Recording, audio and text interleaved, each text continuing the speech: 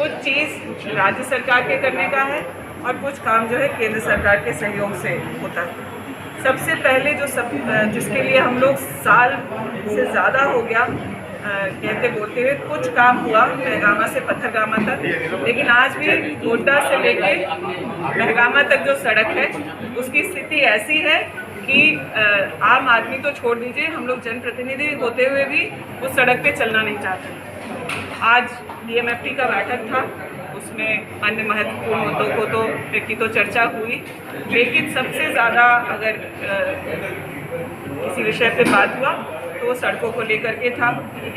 उसमें NH के जो पदाधिकारी हैं वो आए हुए थे और उस काम को जो कॉन्ट्रैक्टर कर रहा है उसके आने के बाद ही सुंदर पहाड़ी की तरफ जो रोड जाता है उस पर तो जांच की अनुशंसा की गई है, लेकिन गोड्डा महगामा रोड जो अब तक नहीं बना है उसको लेकर के हम लोगों ने इस बात की अनुशंसा की कि उसको पदाधिकारियों को सस्पेंड भी किया जाए और जो कॉन्ट्रैक्टर है उसको ब्लैक लिस्टेड किया जाए। बरसात आने के काफ़ी समय पहले ही फरवरी के से ही इन लोगों से बात हो गई थी, इन लोगों सरकार की तरफ से निर्देश भी था, लेकिन उसमें वो लोग कोताही बरते हैं और आने वाले दिनों में जनता को बहुत परेशानी होगी, जिसको लेकर के हम लोगों ने इन सभी बातों को DMFT के बैठक में भी जो ग्रामीण सड़क REO 1 किलोमीटर 1.5 किलोमीटर से ज़्यादा अगर कोई सड़क है तो उसको बनाती है, उससे कम दूरी का जो सड़क है जो मुख्य गांव से किसी टोले तक को जोड़ने की बात है, इस तरह के काम भी DMFT फंड से PCC से सड़क बनने का काम, छोटे पुलिया बनाने का काम DMFT फंड से हो, इसकी बात इसको भी हम लोगों ने आज मीटिंग में इसको पारित किया है। और जहाँ जहाँ जिन सड़कों जो टोला गांव आज तक जुड़ नहीं पाया है सड़क से PCC के माध्यम से, वो काम भी किया जाएगा। कांग्रेस की राष्ट्रीय राजनीति में स्वर्गीय भागवत झा आजाद के बाद आप ऐसी नेता हैं जिन्हें राष्ट्रीय स्तर का पदाधिकारी बनने का मौका मिला। आमतौर पर राजनीति में किसी न कोई गॉडफादर होता है, आप किसे गॉडफादर मानते हैं? मेरे गॉडफादर एक ही है, आदरणीय श्री राहुल गांधी जी। राजनीति में मेरा आने का सिर्फ और सिर्फ यही कारण है। मेरे घर में तो लोग राजनीति ज़रूर करते थे, राजनीति के पहले कुछ पढ़ाई लेसन मैंने अपने पिता अपने ससुर जी से ज़रूर जाना समझा है, लेकिन युवाओं के लिए राजनीति का द्वार अगर इस देश में किसी ने खोला तो पहले राजीव जी ने किया था, और आज के दिन ये काम सिर्फ राहुल गांधी जी कर रहे हैं। और उन्होंने हम लोगों को बहुत क्लियर ये समझा दिया था कि राजनीति में आप लोग जब आए हैं तो मैं कुछ भी देने की स्थिति में या कुछ भी कर पाने की स्थिति में 10 साल आप लोगों को समय देना पड़ेगा। और लगातार जो भी उनसे बातें होती रही उसको हम लोग देख समझ पा रहे हैं कि वो जो बातें हमें 8 साल 10 साल पहले बताते थे वो आज मूर्त रूप से सामने है।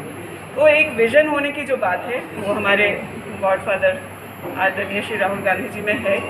उन्होंने मुझ जैसे कई युवाओं को पूरे देश में राजनीति में आने का मौका दिया। कई सारे लोग MLA MP भी बने, कई आज मंत्री भी हैं और कई सारे लोग संगठन के काम को कर रहे हैं, जिनको आने वाले दिनों में और राजनीतिक पहचान देने का भी काम होगा। उन्होंने हमें यह समझाया कि राजनीति पावर के लिए नहीं, सेवा के लिए है। और आप लोगों ने मेरे पिछले 10 साल के सक्रिय राजनीतिक कार्यकाल को देखा है कि जनहित के मुद्दे हों उस पर हम लोगों का भी जो भी काम रहा ये सब उनके गाइडेंस और उनके मार्गदर्शन की वजह से है। तो इसमें कहीं कोई संशय की बात नहीं है कि हम लोगों को राजनीति में यह भागीदारी राहुल गांधी जी ने सुनिश्चित कराया। चलिए तो अच्छी बात है, बनने के साथ जानने की कोशिश करेंगे हम। ये समीचीन बात है कि राजनीति में कद बढ़ने के साथ साथ आपको ऐसा महसूस हो रहा है कि लोग पीछे पड़े रहते हैं विधायक दीपिका पांडे के, क्योंकि बोलता है कि देखिए किसी एक बड़े लीडर की बायोग्राफी में ही हमने पढ़ा था कि आपका जितना बड़ा विरोधी है आप उतने बड़े नेता बनते हैं। तो मैं इस विरोध को बहुत सकारात्मक रूप से अपने पूरे 10 साल के एक्टिव राजनीति के कार्यकाल में भी हमने लिया है और आगे भी मैं इसको लेती रहूँ। मैं अपने क्रिटिक्स का बहुत सम्मान करती हूँ क्योंकि वो मुझे सुधरने का या कहीं मुझ में कमी है अगर तो उसका मौका देते हैं। तो मैं बहुत पॉजिटिवली अपने क्रिटिसिज्म को लेकर के उसमें खुद में अगर कुछ सुधार करना है या फिर कहीं और किसी चीज़ को दुरुस्त करना है तो उसका मौका समझता हूँ। आने वाले इस समय में अभी सबसे पहला महत्वपूर्ण काम क्या होगा आपका, जो समीचीन है, ये मानसून है, खेती गृहस्थी के अलावा आप किस चीज़ों पर ज़्यादा ध्यान देंगे? देखिए, कोरोना की वजह से हम लोगों की प्राथमिकता कोरोना से लड़ाई को लेकर के रही। हम लोगों ने स्वास्थ्य के मामले में, चाहे फूड सिक्योरिटी को लेकर के बात हो, इन सब चीज़ों पर बहुत ध्यान दिया। बिजली पानी में भी आप देख रहे होंगे कि हमारे क्षेत्र में काम हुआ है। आज करीब हम लोग 350 ट्रांसफार्मर हमारे अपने विधानसभा में हम लोग लगवा चुके हैं। गोड्डा की एक बहुत लंबित मांग थी TRW की, जो ट्रांसफार्मर रिपेयर का वेयर हाउस बनना चाहिए था। आज वो गोड्डा जिला में बनकर लगभग तैयार है। कुछ ही दिनों में उसका उद्घाटन हो जाएगा। बिजली को लेकर हमारा ये काम रहा। PhD के माध्यम से और CSR के फंड से महिलाओं को मैंने वादा किया था कि आपको पीने के पानी को लेकर परेशानी नहीं होगी। करीब 1300 हैंडपम्प हम लोग उसमें पाइप वगैरह बदलवा के, क्योंकि हैंडपम्प बने और फिर 4-5 दिन में ख़राब हो जाए, ये पिछले सरकार में होता रहता था। लेकिन जो है हैंडपम्प वो सुचारू रूप से चले, उसके लिए हम लोगों ने 1300 से ऊपर हैंडपम्प अपने क्षेत्र में बनवाया है। एक और मुद्दा जो मेरे बहुत दिल के करीब रहा है, जिसके लिए मैं महसूस करती हूँ कि यहाँ के लोग अपने बच्चों का बाल विवाह कर देते हैं। बाल विवाह के मामले में गोड्डा का जो परफॉर्मेंस है वो बहुत शर्मनाक है। मुझे लगता है गोड्डा के हर नागरिक के लिए ये जिम्मेदारी है कि अपने आसपास हो रहे इस तरह के सामाजिक बुराइयों को, क्योंकि बाल विवाह कर देने का मतलब यह है कि उन बच्चों का जो है भविष्य, बल्कि उनका जो भी उम्मीद सपना है उसको क्रश कर देने की बात, खास करके लड़कियों के साथ, क्योंकि फिर वो शादी के बाद बच्चे परिवार में इस तरह से व्यस्त हो जाती हैं कि उनको किसी तरह का मौका और मिलता नहीं।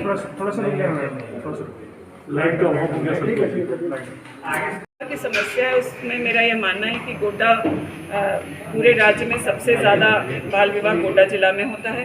यहाँ जो है कि बच्चे अब ट्रैफिकिंग के मामले में भी, जो पहले गुमला सिमडेगा खूंटी इलाके में था, अपना संथाल पढ़ना अब उन लोगों के लिए पोटेंशियल एरिया हो गया है। तो इन दो सामाजिक बुराइयों पर मैंने एक पहल किया है चाइल्ड राइट्स के साथ टाई अप करके, जो नेशनल लॉ स्कूल है रांची में, वहाँ के लोगों की मदद लेकर के एक मुहिम की शुरुआत हम लोगों ने की है, जिसको ज़मीनी स्तर पर उतारना और साथ ही साथ सरकार को उसमें इन्वॉल्व करना, और जो सामाजिक लोग हैं उन लोगों की भागीदारी और जनता की भागीदारी। और साथ ही मैं आप लोगों से निवेदन करूंगी कि आप लोगों ने देखा है, पहले भी यहाँ एक बहुत चर्चित मामला हुआ था बाल विवाह का, जिसमें पूर्व भाजपा के अध्यक्ष जो हैं उनकी भी संलिप्तता पाई गई थी। तो मतलब ये नहीं है कि कोई पढ़ा लिखा, मतलब कोई गांव का ग्रामीण जो जानकार नहीं है वो ही इस तरह के काम कर रहे हैं, लेकिन जो लोग समाज में कोई स्थान रखते हैं वो भी इस मुद्दे के प्रति जागरूक नहीं है। तो उस मामले में आप लोगों से मुझे साथ सहयोग चाहिए होगा कि हम लोग गोड्डा पे लगे इस दाग को सब मिलजुल करके इसको हटा पाएं। मैडम, आपको उत्तराखंड का सह प्रभारी बनाया, आगामी विधानसभा चुनाव में उत्तराखंड में कांग्रेस की क्या संभावना लगी? देखिए, मुझे लगता है मुझ जैसे कार्यकर्ता को, जिसको यूथ कांग्रेस, महिला कांग्रेस, जिला कांग्रेस में काम करने का मौका मिला, और आज चुनाव जीतने के बाद मुझे जो जिम्मेदारी AICC में दिया गया है, मैं उसके लिए तहे दिल से अपने लीडरशिप का धन्यवाद करना चाहती हूँ। ये हर वर्कर के लिए एक सपने की तरह है, और मेरा भी वो सपना मैंने पूरा होते हुए देखा। इसको मैं अपनी उपलब्धि से ज़्यादा, मुझे लगता है कि मेरे लिए बहुत बड़ी जिम्मेदारी है, और मैं चाहती हूँ कि जो जिम्मेदारी, जिस भरोसे से मुझे मैडम और राहुल जी ने दिया है, उसको पूरा कर सकें। कांग्रेस में उत्तराखंड में बदलाव का माहौल है। आप जानते हैं छत्तीसगढ़, उत्तराखंड और झारखंड एक साथ बना था।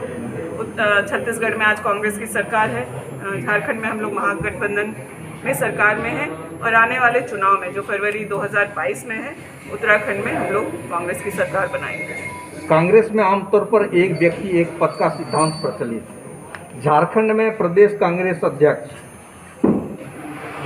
हेमंत सरकार में मंत्री बने हुए हैं, क्या इससे संगठन पर कुछ असर पड़ रहा है? देखिए, पार्टी के अंदर का जो हम लोगों का मामला है, वो हम लोगों की पार्टी के लोगों से सलाह मशवरा करके और आला कमान के निर्णय लेने की बात है। यह लगातार चर्चा हो रही है और झारखंड में भी जो राजनीतिक हालात हैं उस पर आला कमान कुछ ना कुछ चर्चा और निर्णय आने वाले समय में लेगी, मुझे ऐसा भरोसा है। कमल सरकार के 1.25 साल के कार्यकाल को आप किस रूप में देख रही हैं? मुझे क्या उपलब्धि रही है और क्या होना चाहिए? मुझे लगता है कि चाहे वो कांग्रेस शासित राज्य हो या गठबंधन में हम लोग जहाँ भी हैं, उन सभी राज्यों में मैं मानती हूँ कि हेमंत सोरेन जी के नेतृत्व में one of the best state जो इस कोविड काल से लड़ाई में सफल रहा वो झारखंड में हुआ है। हम लोगों ने न सिर्फ लोगों के बीमारी में उनका साथ सहयोग दिया, बल्कि अन्य जो ग्रामीण अर्थव्यवस्था बनाए रखने के लिए मनरेगा के तहत काम हुआ, खाद्य वितरण बहुत अच्छे सुचारू रूप से हुआ, पलायन भी रोकने का प्रयास हुआ है। लेकिन आज हमारे यहाँ बहुत सारे इंडस्ट्रीज और इसकी ज़रूरत है, उस पर भी आने वाले दिनों में निर्णय लेकर के यहाँ के लोगों को रोजगार का अवसर मिले। और हम लोगों ने जो अपने मैनिफेस्टो में युवाओं के रोजगार को लेकर के बात की है, तो उसको भी पूरा करने का काम हम लोग की सरकार करेगी। यहाँ मंदिर खोलने की बात हो रही है, मांग हो रहा है, बिहार के पंडा जा रहे हैं, बासुकीनाथ के पंडा जी हेमंत सोरेन से मिल रहे हैं, तो आपको क्या लगता है कि कोरोना में ढील के साथ मंदिरों में ढील देनी जानी चाहिए? देखिए, ये हमारे आस्था से जुड़ा हुआ बात है, इसमें कहीं दो राय नहीं है। सभी लोग चाहते हैं कि अपने तौर तरीके से भगवान की पूजा आस्था करें, और जहाँ तक मंदिर देवघर की बात है, वो बहुत हद तक व्यवसाय से भी जुड़ा हुआ है, कई लोगों का जीवन उस पर चलता है।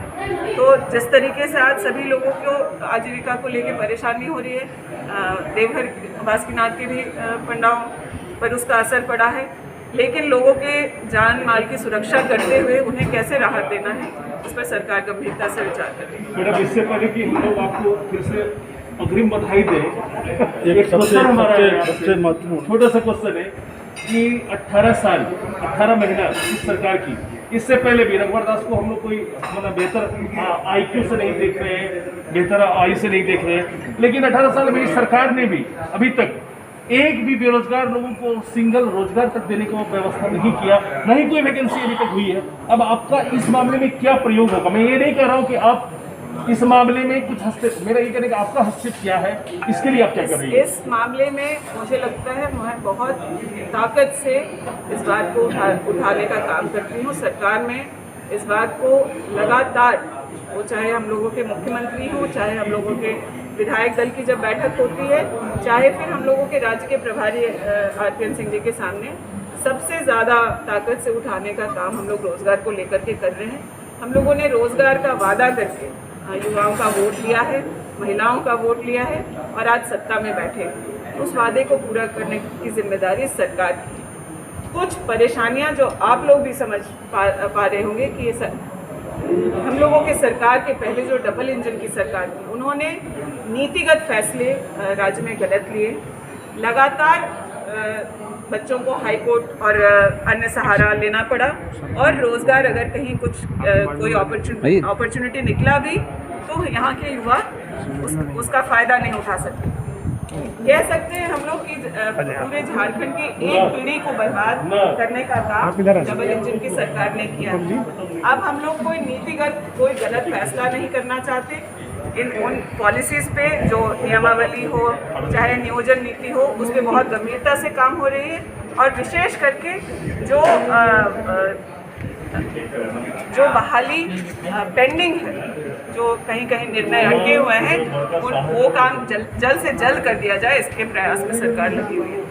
कोरोना का थर्ड लहर जो अभी बोल रहा है कि संभावित है, इसके लिए क्या प्रयास किया, क्या सरकार की क्या तैयारी है? सरकार लगातार यह प्रयास कर रही है। आपने देखा बीच में हम लोगों ने इस बात की भी जिम्मेदारी ली थी कि 18 से 45 तक जो वैक्सीन होना है, अगर सरकार को खरीद करके लगाना है, तो भी हम अपने लोगों को वो वैक्सीन दिला करके सुरक्षित करेंगे फ्री ऑफ कॉस्ट।